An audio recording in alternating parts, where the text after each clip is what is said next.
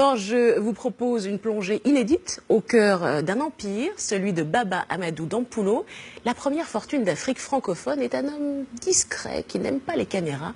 Mais pour réussite, il a fait une exception. Regardez. C'est un homme qui n'aime pas la caméra.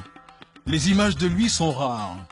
Baba Amadou Dampulo, ici dans son ranch au nord-ouest du pays, lors de la fête du Ramadan. C'est l'homme le plus riche d'Afrique francophone, mais aussi le plus discret.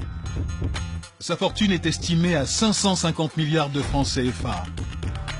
Il est à la tête de 5 sociétés camerounaises et il emploie près de 10 000 salariés.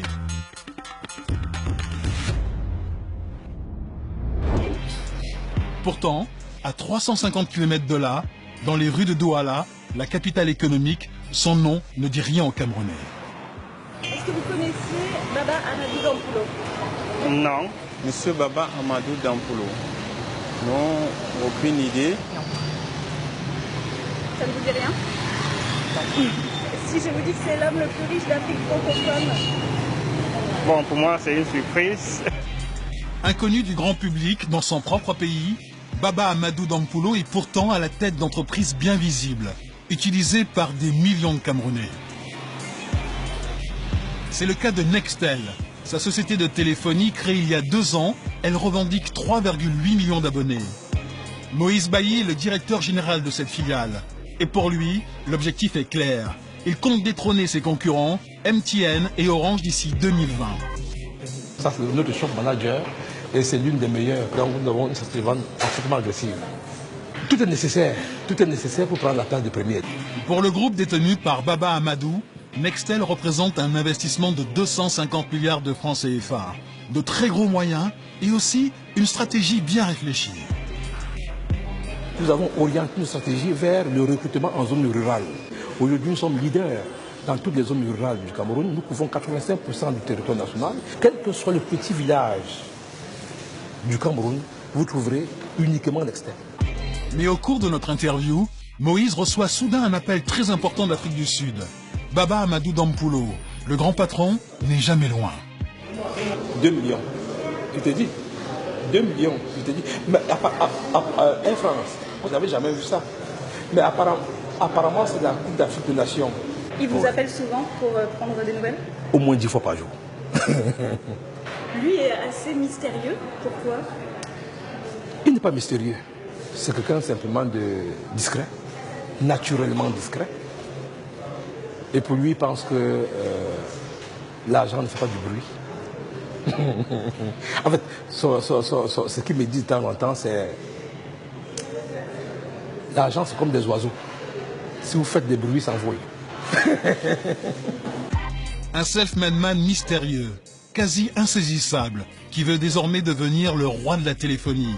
Il a refusé toutes nos demandes d'interview, mais il nous a ouvert toutes les portes de son empire. Direction sa région natale, le nord-ouest du pays, à Dawara.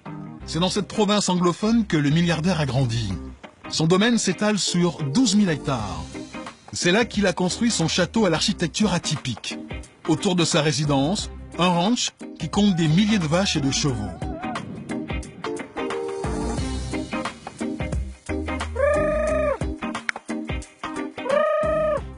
Là, j'appelle mes chevaux. Nouhou Moussa dirige ce cheptel depuis une dizaine d'années. J'ai 8782 chevaux. Et je suppose que c'est le plus grand cheptel du Cameroun. Oui, Cet élevage, c'est la première entreprise lancée dans les années 70 par Baba Amadou. Du bétail, élevé à l'origine pour la viande. Bachilou Diallo est le bras droit du milliardaire sur la propriété. Comme lui, il est Peul. D'après lui, aujourd'hui, ces animaux sont avant tout des symboles de richesse. Ce n'est pas de l'importance, à mon avis, c'est du prestige, parce que l'homme Peul, c'est avoir les bœufs, c'est du prestige chez un Peul. Vous savez, il y a un proverbe Peul qui dit que si tu vois un Peul qui n'a pas de bœufs, c'est qu'il n'est pas un Peul. Et Baba Amadou Dampulo ne s'arrête pas là. Sur son domaine, il a aussi des singes, des autruches et même des dromadaires. Une démonstration de sa fortune sur un territoire énorme. Des terres que certains l'accusent d'avoir acquis illégalement via des expropriations. Dagobert Boumal est l'un des fidèles du milliardaire. Il réfute ces accusations. Non, ici, il n'y a pas eu ce genre de problème. Ici, ce n'est pas un problème que je pose, puisque toutes les terres appartiennent à monsieur Baba. Hein, c'est titré. Donc, le problème ne s'est jamais posé.